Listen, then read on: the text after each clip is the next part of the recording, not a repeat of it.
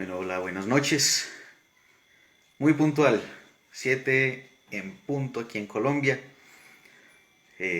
Esperemos de nuevo un momentico más, a ver qué personas más se van conectando, qué personas más van llegando. Regalemos unos 2 minuticos de espera y vamos viendo qué personas se empiezan a conectar.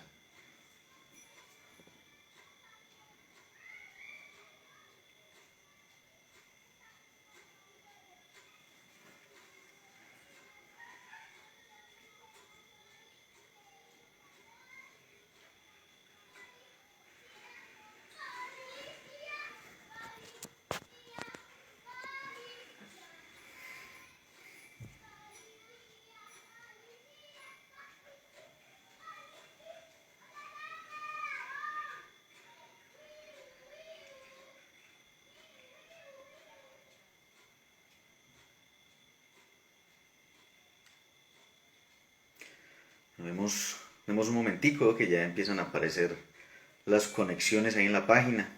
Regalemos un momentico más. Demos la oportunidad a otras personas que lleguen a tiempo, que se conecten en este momento para poder que demos inicio con la enseñanza del día de hoy.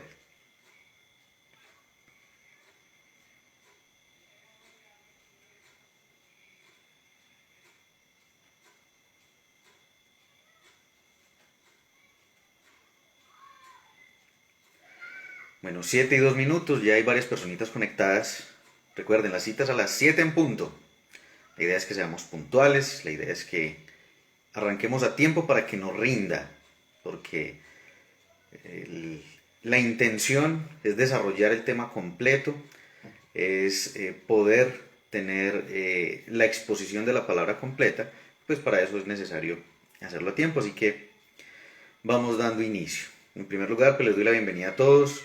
Eh, Saludo a todas estas personas que se están conectando en este momento, a las personas que nos van a ver después cuando ya el video esté colgado en la red, que no nos van a poder ver en vivo. Pero he recibido muchos mensajes y me alegra muchísimo eso. Personas nos han saludado de Ecuador, de Perú, de Argentina, de Uruguay, de México, Honduras, Panamá, República Dominicana, desde Houston, Texas, y nos alegra muchísimo saber de que hay personas tan interesadas con tanto deseo de aprender, pero sobre todo personas que han escuchado la primera enseñanza. Alguien de Venezuela también me decía que Daniel, si de pronto, creo que Daniel no nos puede ver en vivo, pero nos puede ver más tardecito. Me decía que le había servido bastante la enseñanza, que había sido algo que le había reforzado algunos conceptos, pero que también le había despejado muchísimas dudas que tenía en cuanto a la enseñanza incorrecta que había anteriormente respecto a la forma en la que se ha enseñado que Dios opera. Me decía que la enseñanza de la vida eterna había sido muy importante para él en eso. Bueno, y otros mensajes que nos han alegrado también, donde nos han manifestado lo importante de esa primera enseñanza. Y eso que apenas estamos arrancando, apenas estamos empezando, y de aquí para allá es que esto se pone bueno. También algunos comentarios, algunas preguntas referente a Job. De Job vamos a hablar después. Job, la enseñanza de Job no hace parte de este discipulado, pero para poder tener la enseñanza de Job, que la tendríamos un día viernes o un día sábado, tenemos que ver primero una enseñanza que sí está en este discipulado, y es la que es referente a la soberanía de Dios.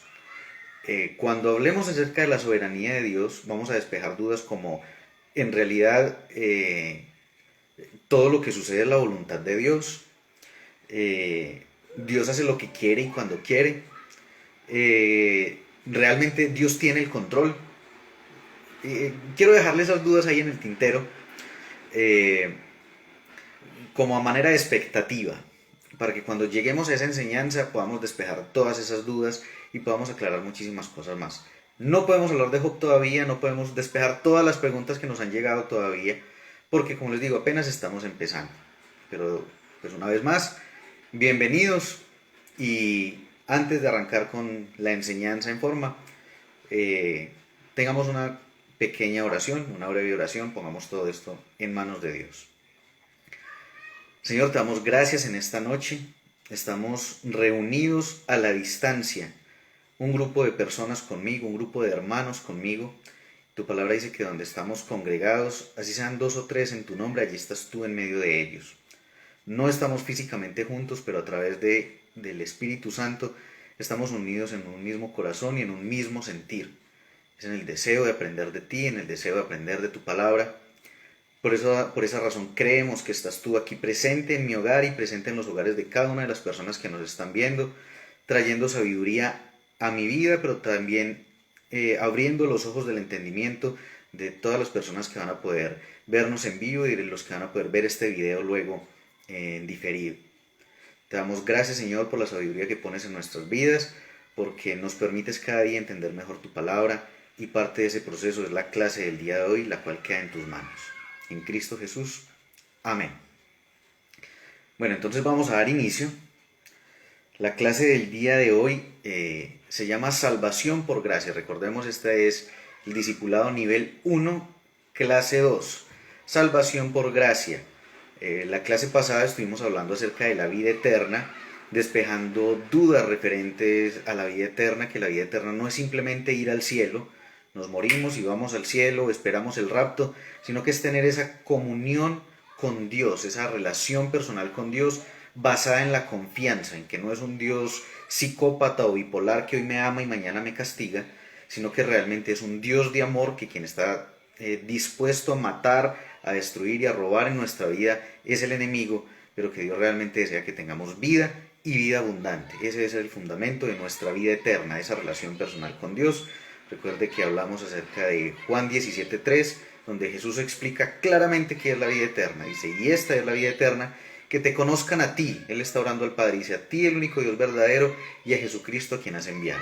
Eso es la vida eterna, esa relación de comunión, de confianza con el Padre Celestial a través de la obra de Cristo. Hoy vamos a hablar acerca de la salvación.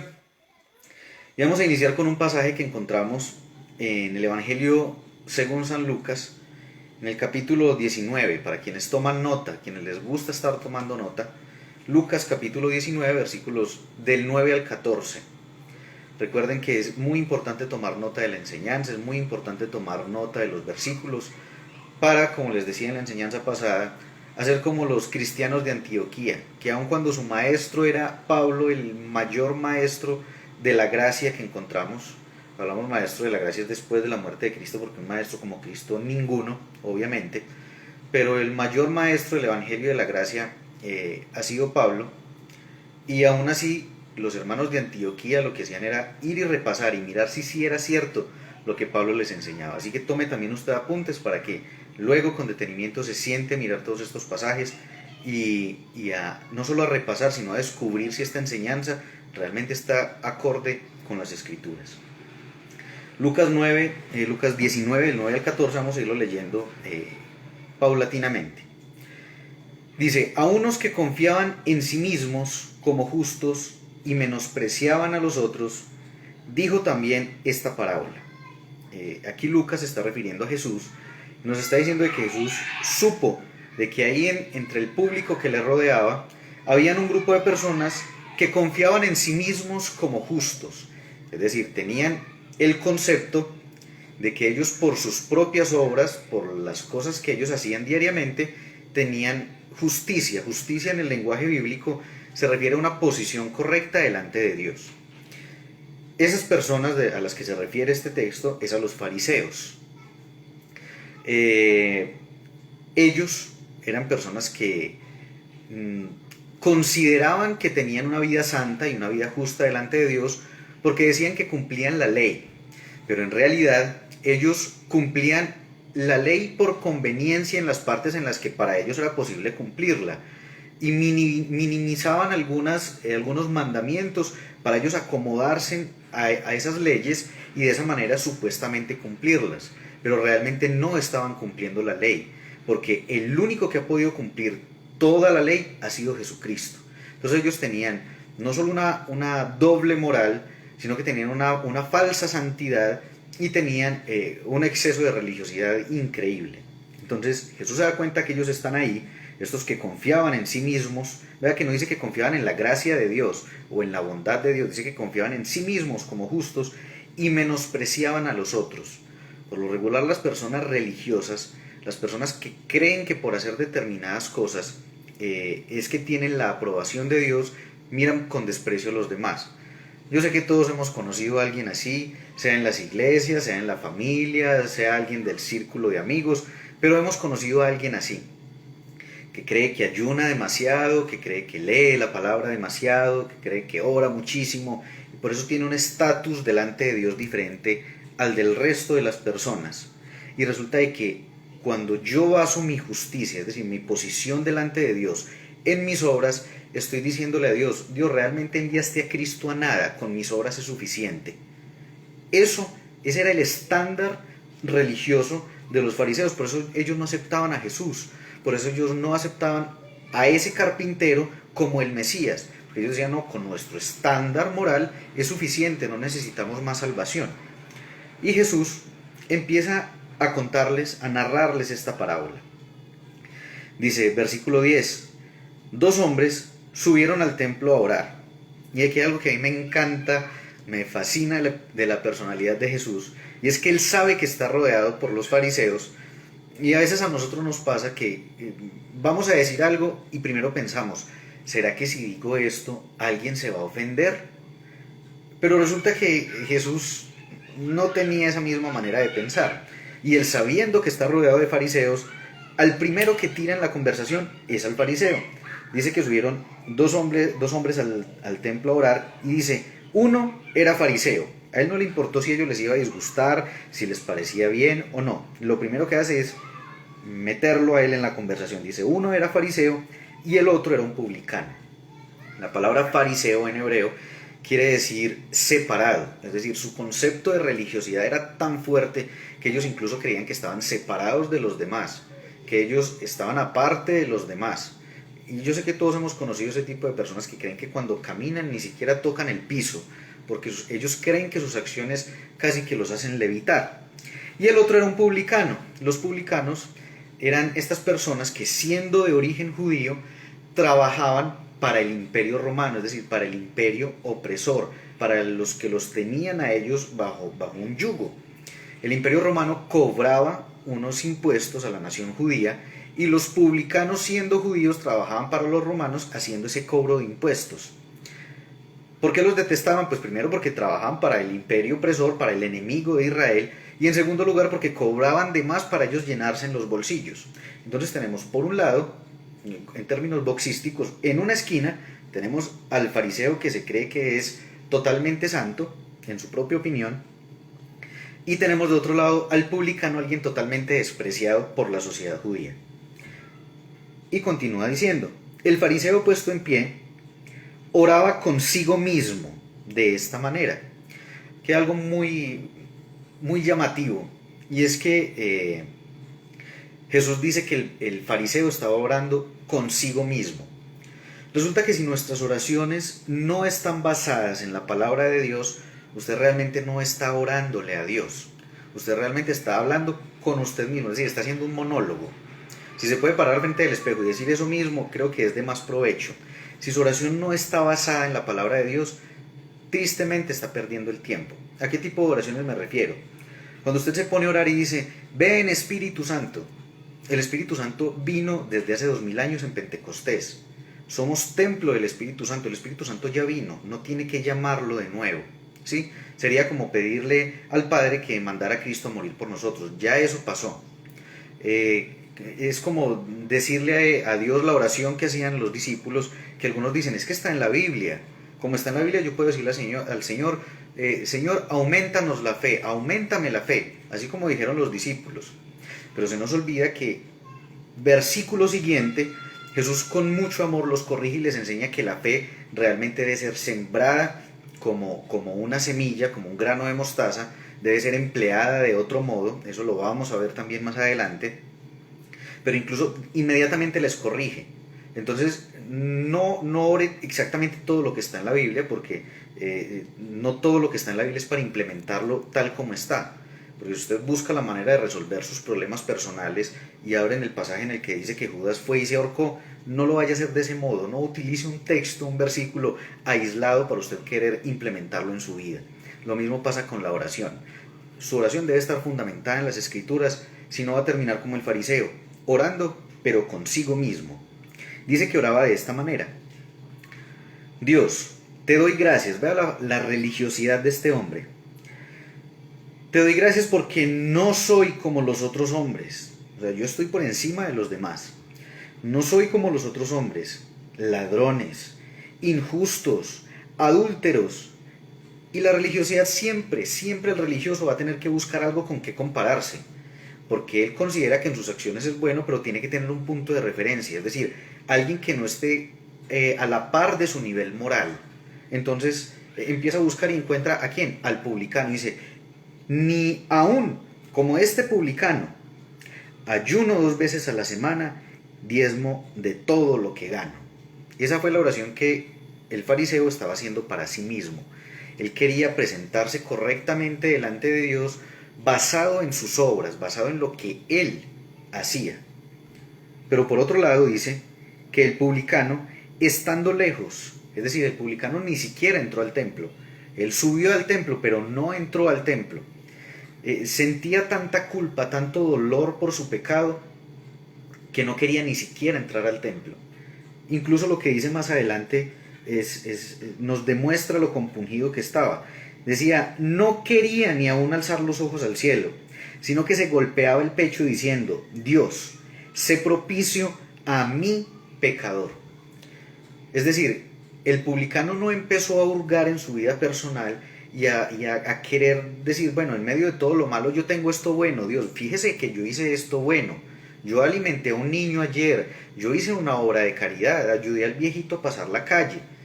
No, él simplemente fue consciente de que ninguna de sus obras, por más buenas que fueran, podían agradar a Dios. Y lo único que hizo fue presentarse con humildad delante de Dios y decirle, Dios, sé propicio conmigo que soy un pecador.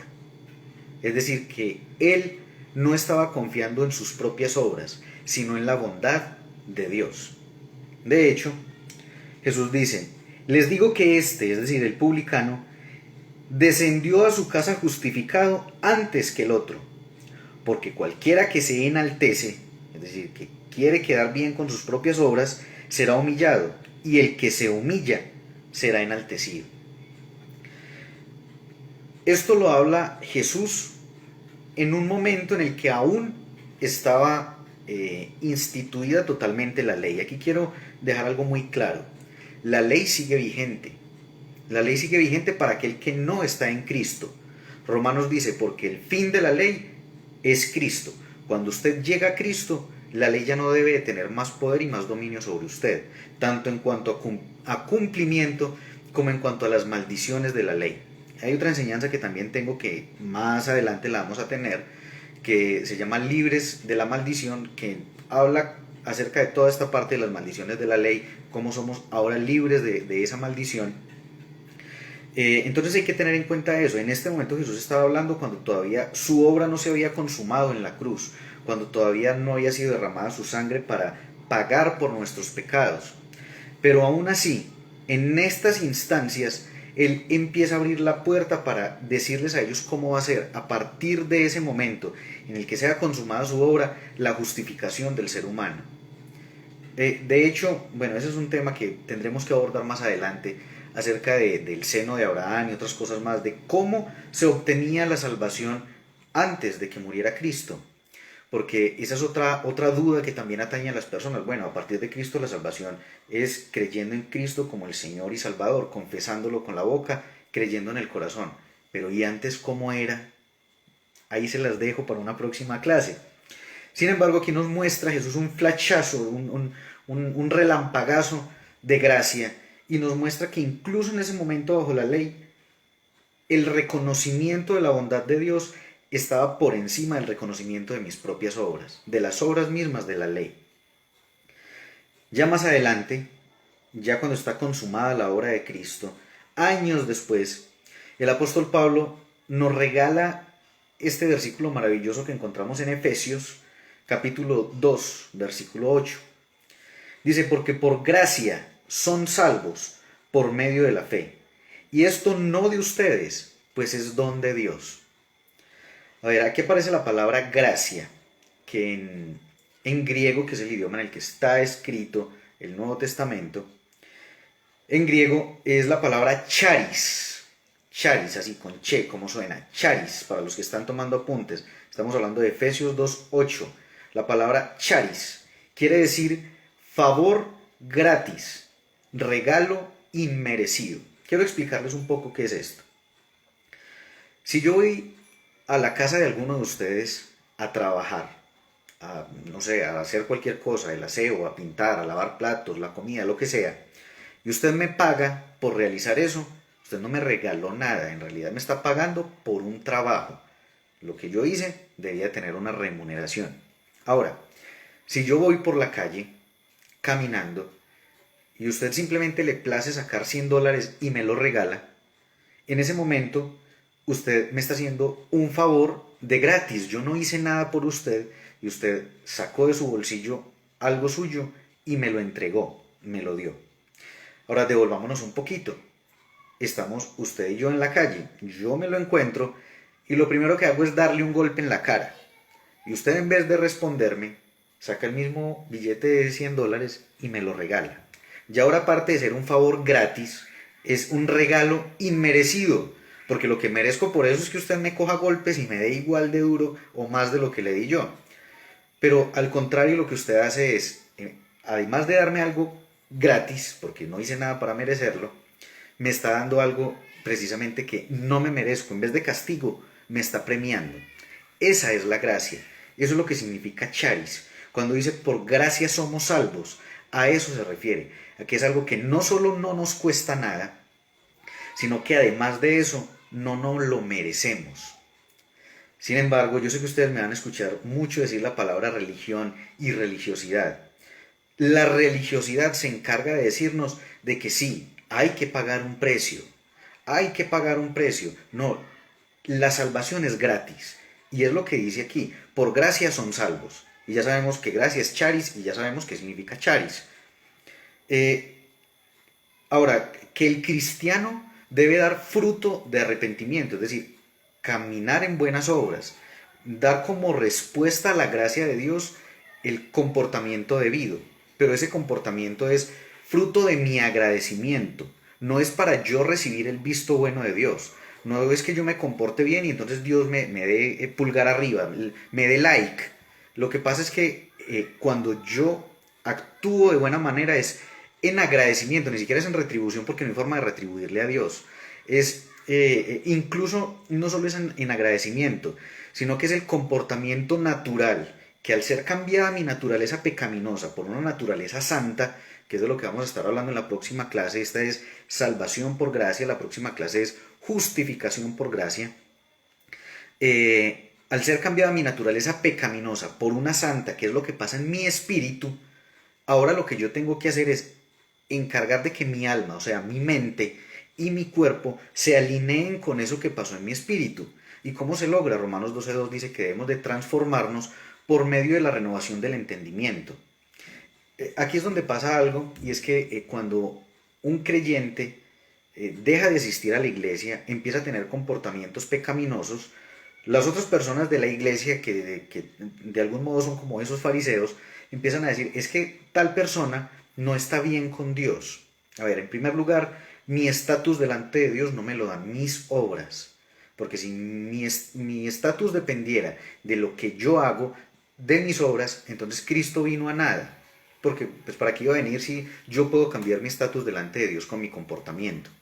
Nosotros somos aceptos delante de Cristo, delante del Padre, es a través de Cristo. Somos aceptos en el amado, ¿sí? El amado es Cristo.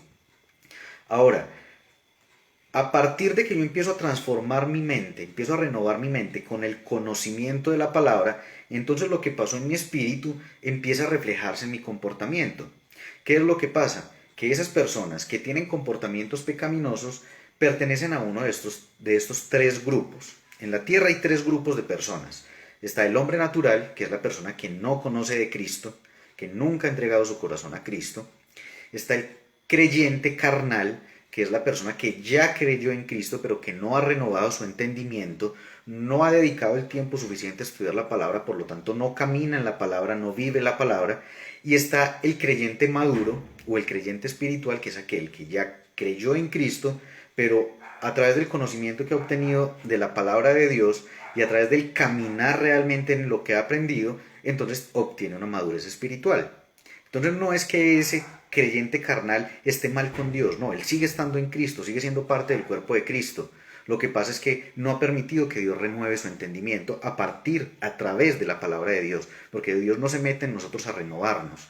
Esa es otra oración equivocada. Dios, renuévame. No, cuando usted recibe a Cristo, ya fue transformado en una nueva criatura. Es usted quien debe transformar el entendimiento a partir del conocimiento de la palabra de Dios.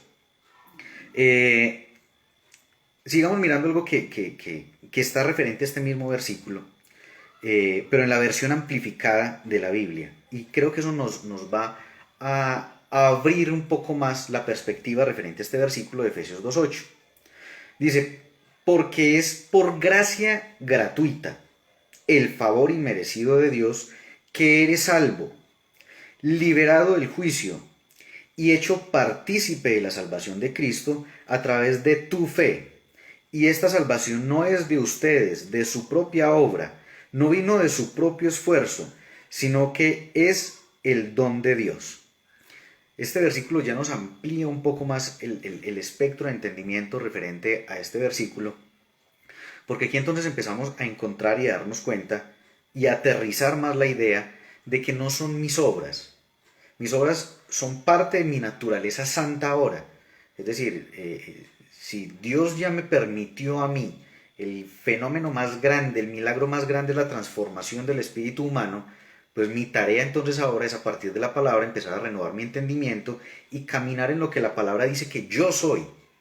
Pero el solo hecho de hacer una oración de fe no cambia a alguien, cambia su espíritu, pero su modo de vivir continúa adelante. Algo que les iba a explicar y que se me iba, es que mis obras no afectan mi presente. Bueno, afectan mi presente en la tierra, porque si yo tomo una mala decisión, pues obviamente voy a acarrear con las consecuencias de ella. Si yo siendo creyente voy a asaltar un banco, pues creyente y todo me voy para la cárcel. Pero eso no cambia mi estatus como hijo de Dios. ¿Qué es lo que va a afectar realmente? Va a afectar mi gloria en la eternidad. Ya eso es un tema de escatología. Pero a lo que me estoy refiriendo es de que va a haber un juicio que se llama el tribunal de Cristo, donde todos los creyentes en Cristo vamos a ir. Allí nadie se va a condenar, pero vamos a ser juzgados por todo lo que hicimos a partir del momento en el que recibimos a Cristo hasta el momento del rapto, hasta el momento de nuestra muerte. Y nuestras obras van a ser juzgadas. Lo que hayamos hecho en la carne dice que va a ser consumido por el fuego. No es que nosotros vayamos a ser consumidos por el fuego. Nuestras obras. Es decir, es como si usted pasara un bulto de cosas, una bolsa grande de cosas, y la tirara ya a ese juicio donde está el fuego. Cuando pasa al otro lado, lo que haya sido en su carne, para el deleite suyo, para las cosas que no aprovechan, se va a consumir en el fuego. Lo que usted haya hecho de acuerdo a la palabra, para la gloria de Dios, va a pasar al otro lado del fuego. Y de acuerdo a eso será la gloria que usted tendrá en la eternidad. Dice en Daniel que nosotros seremos como las estrellas que brillan a perpetua eternidad. Usted verá si es un lucero en la eternidad brillando o si es como el bombillito del computador que apenas se ve por allá titilando. Eso de usted depende cómo va a pasar toda la eternidad. Imagínese el resto de personas en el cielo, no se lo mirarán sonriendo y diciendo, mira cómo alumbra de poquito, porque en su vida cristiana se la pasó haciendo nada, se la pasó viviendo carnalmente, ya salvo, pero viviendo carnalmente. O sea, vamos a acarrear con el resultado de ese comportamiento por el resto de la eternidad. En el cielo sí, pero lo mejor sería llegar a ese momento y como fruto de eso que hicimos para Cristo, recibir esas coronas que finalmente vamos a poner a los pies de Cristo. Será el único momento en toda la eternidad en que vamos a poder poner una ofrenda física delante de Dios. Y qué vergüenza que no tengamos nada que entregarle a Él. Entonces nuestras obras aquí no cambian nuestro estatus como hijos, pero en la eternidad sí cambiará nuestro estatus en cuanto a la gloria que vamos a tener en la eternidad y en cuanto a la ofrenda que vayamos a poder entregar delante de Cristo. pero esa salvación es gratis, no nos cuesta nada. Algo que nos refuerza esta idea está en Tito, capítulo 3, versículo 5. Dice, Él nos salvó no por nuestras obras de justicia, sino por su misericordia.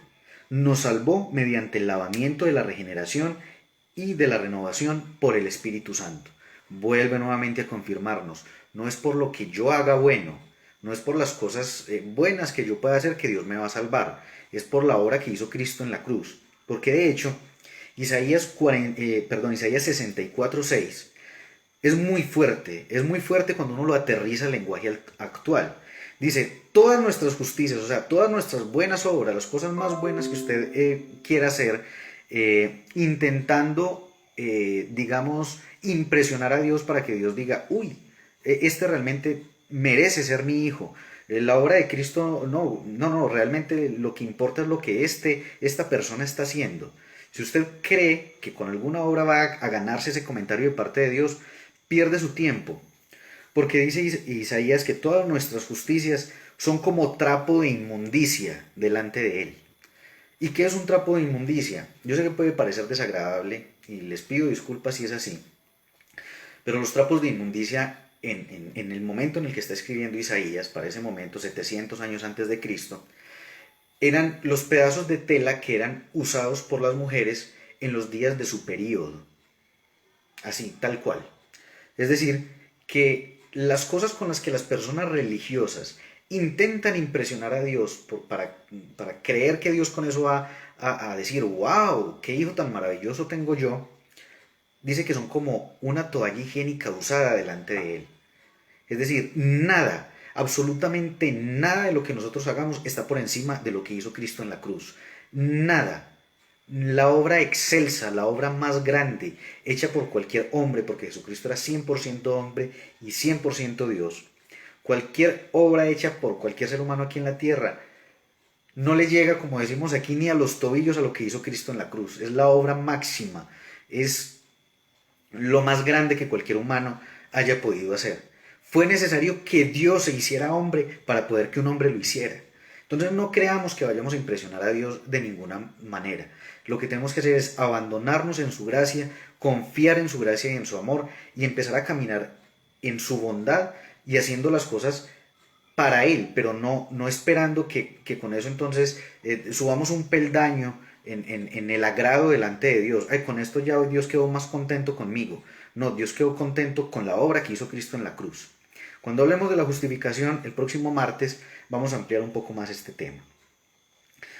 Ahora, hablando de esa parte de la salvación, que no es solamente el hecho de ir al cielo, de que somos salvos y entonces ya estamos en el cielo, esa parte gratuita de la salvación, hay otro término que encontramos también en las Escrituras. Está en Juan 10, capítulo 10, versículo 9. Dice, yo soy la puerta, el que por mí entrare será salvo. Esa palabra que aparece ahí como salvo es la palabra griega sozo. Si está tomando nota es S-O-Z-O, sozo. Esa palabra quiere decir perdón, sanidad, liberación, protección, provisión. De hecho, el número 5 en la Biblia significa gracia. Y curiosamente, incluso ni siquiera había pensado en eso cuando estaba estructurando la enseñanza, me llega en este momento, no recordaba ese dato. Aquí lo que nos está diciendo Jesús, el que por mí entra, el que llega a mí, será salvo. Y esa palabra salvo es oso. Es decir, el que llega a Cristo no solo tiene la salvación en el sentido eterno, que ya está libre del infierno, de la condenación eterna, sino que además de eso recibe perdón, sanidad, liberación, protección y provisión. Ahora, lo que usted siempre tiene que hacer cuando está escuchando algo referente a la palabra es pedir una prueba. Es decir, bueno, eso lo dice ahí, pero ¿en dónde más lo dice? Porque no podemos hacer una doctrina de un solo versículo. Siempre, no solo conmigo, hágalo con cualquier persona, con su pastor, con un predicador que vea también a través de medios electrónicos. Bueno, yo necesito reforzar esta idea, no me dé una doctrina solo o una enseñanza solo con un versículo. Pues ampliémoslo. ¿En dónde más habla Jesús acerca de esto? Miremos Lucas. Lucas capítulo 4, versículos 16 al 21, para los que están tomando nota. Dice así: vino a Nazaret, donde se había criado, y en el día de reposo, es decir, en el día sábado, entró en la sinagoga, conforme a su costumbre, y se levantó a leer. Y se le dio el libro del profeta Isaías, y habiendo abierto el libro, halló el lugar donde estaba escrito: el Espíritu del Señor. Esto es lo que estaba leyendo Jesús en ese momento en la sinagoga, es decir, ya había acabado de pasar la prueba en el desierto, ya había sido bautizado por Juan el Bautista, y este es prácticamente el inicio del ministerio público de Jesús. Aquí es donde él dice: arranco ya a ejercer, no solo como Jesús, la persona, el carpintero, el hijo de María, el hijo de José para las personas que no conocían la historia de fondo. Ya a partir de este momento él se presenta como el Cristo, como el Mesías. Y dice: el Espíritu del Señor está sobre mí, por cuanto me ha ungido. ¿Para qué? Preste atención. Para dar buenas nuevas a los pobres. ¿Cuál es una buena noticia para un pobre? Decirle que es salvo por toda la eternidad y que apenas se muera va a empezar a disfrutar de los deleites del cielo. O decirle que aparte de eso, Dios le va a bendecir y va a proveer para su vida. Si no, no diría para los pobres, diría buenas nuevas para todo el mundo, porque finalmente la salvación está abierta para todo el mundo. Cada quien acepta o no acepta el regalo de la salvación. Pero dice buenas nuevas a los pobres. Pablo nos dice que Cristo se hizo pobre para que nosotros fuésemos enriquecidos. En la ley, Moisés también nos dice que Él es el que nos da el poder a nosotros para hacer riquezas a fin de convalidar, de afirmar el pacto con nosotros, hablando ahora ya bajo el pacto de Cristo. Es decir, que el deseo de Él para con nosotros es que tengamos provisión en nuestra vida. Entonces dice: me ha ungido para dar buenas nuevas a los pobres, es decir, para decirles a los pobres que aparte de tener una salvación en cuanto a la eternidad, tienen también la posibilidad de acceder a la bendición financiera. Me ha enviado a sanar a los quebrantados de corazón. Es decir, está hablando de los problemas emocionales, de las situaciones que afectan el alma de las personas. El alma se refiere a todo lo que es voluntad, intelecto, emociones.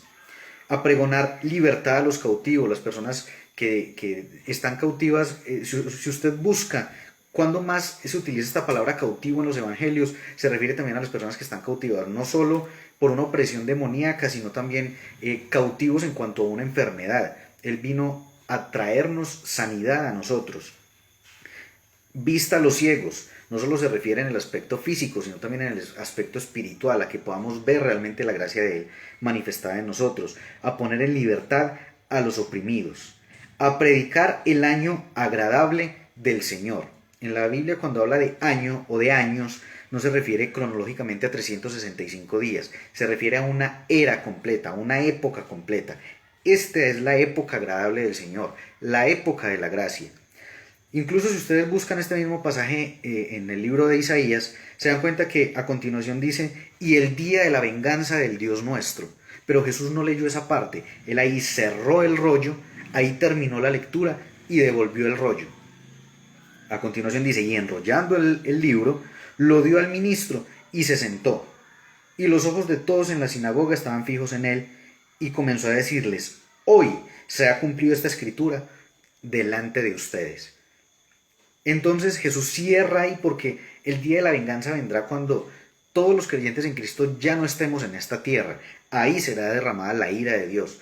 Pero por ahora Dios no está derramando juicios aleatorios sobre una nación, sobre una persona, sobre un pueblo, sobre una ciudad. No, el día de la venganza será sobre todo el planeta Tierra, será sobre toda la humanidad que rehusó creer en Él.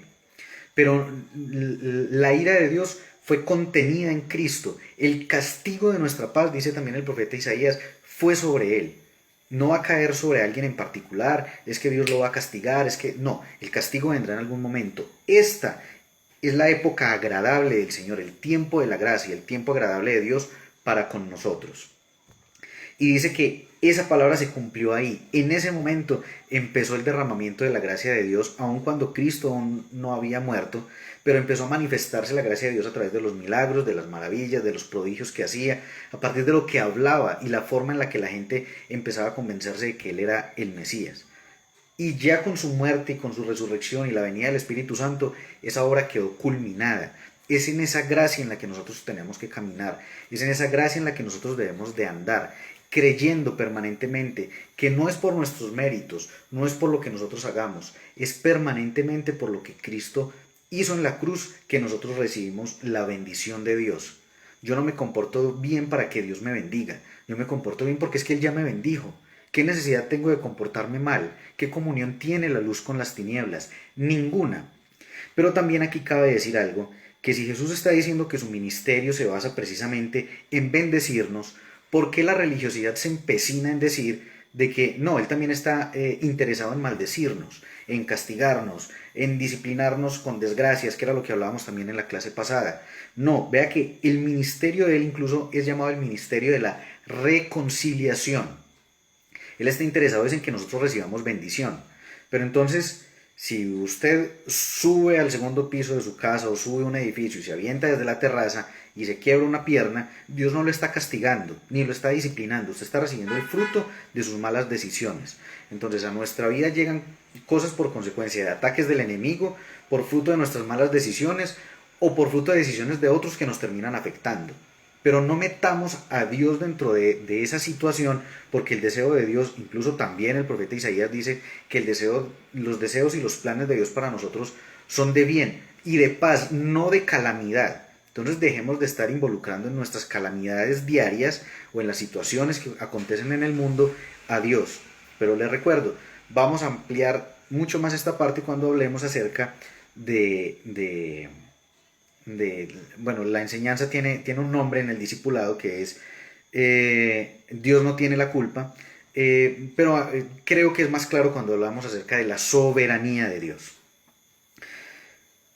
Continuemos con un versículo más, dice, pues si por la transgresión de uno, esto es Romanos 5:17, dice, pues si por la transgresión de uno, se está refiriendo a Adán, reinó la muerte, mucho más reinarán en vida por uno solo, por Jesucristo, los que reciben la abundancia de la gracia y el don de la justicia.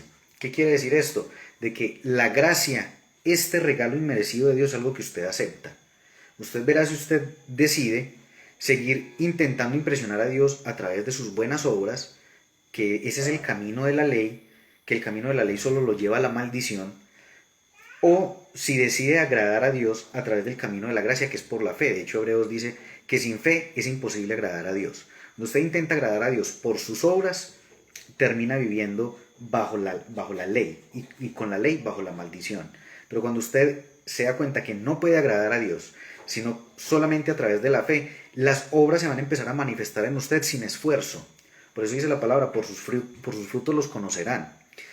Usted nunca va a ver un árbol preocupado por dar fruto. Él da fruto de una manera natural. Cuando usted se convence de esta parte, que es gratis lo que usted tiene, que usted no puede impresionar a Dios de ninguna manera, sino que lo que impresionó a Dios fue esa obra sublime de Cristo, y usted camina creyendo en eso, las obras suyas van a empezar a cambiar de manera automática. Sin ni siquiera pensarlo, va a empezar a hacer lo correcto.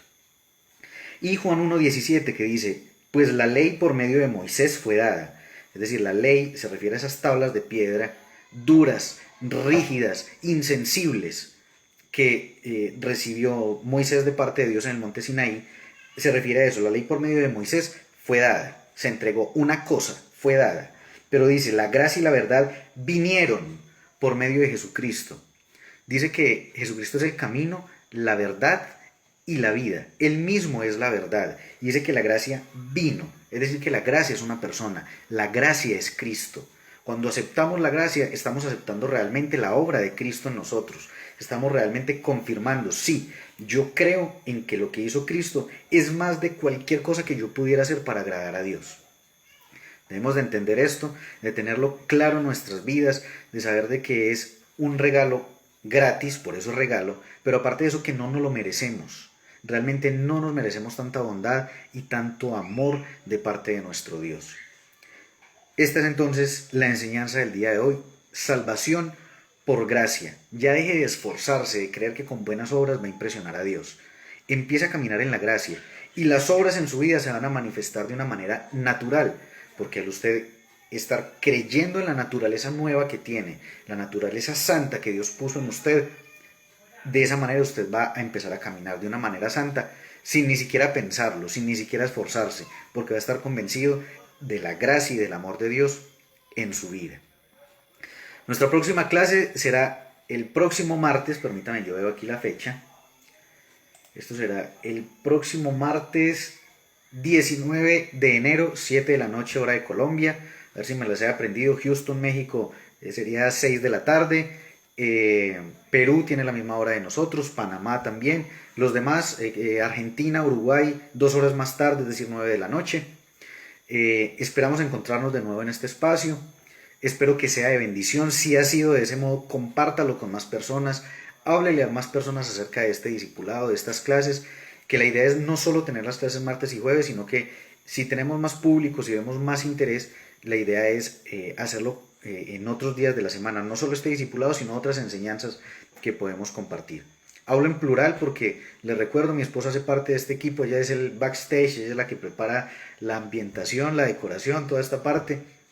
Entonces ella también les manda saludos y quedamos entonces pendientes para el próximo martes, justificados por la gracia, es la próxima enseñanza.